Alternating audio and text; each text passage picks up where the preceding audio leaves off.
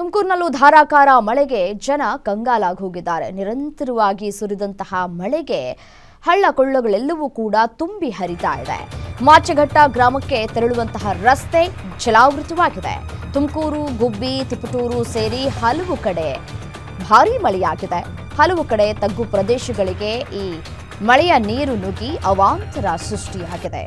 ಎಲ್ಲಿ ನೋಡಿದ್ರು, ಯಾವ ಭಾಗದಲ್ಲಿ ನೋಡಿದ್ರು ಸಾಕಷ್ಟು ಮಳೆಯಾಗಿದೆ. ನೋಡಿ, ದೃಶ್ಯದಲ್ಲಿ ಗಮನಿಸ್ತಾ ಇದ್ದೀರಿ. ಬೆಳೆದಿದ್ದಂತಹ ಬೆಳೆಗಳೆಲ್ಲವೂ ಕೂಡ ನೀರು ಪಾರಾಗಿದೆ. ಅಡಿಕೆ ಮರಗಳನ್ನು ನೆಟ್ಟಿದ್ದಾರೆ.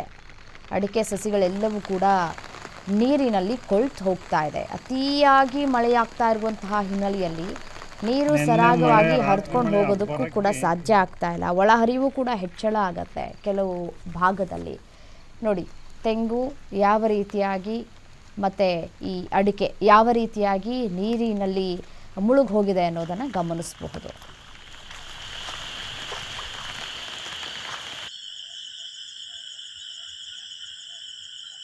ಈ ಮಳೆಗೆ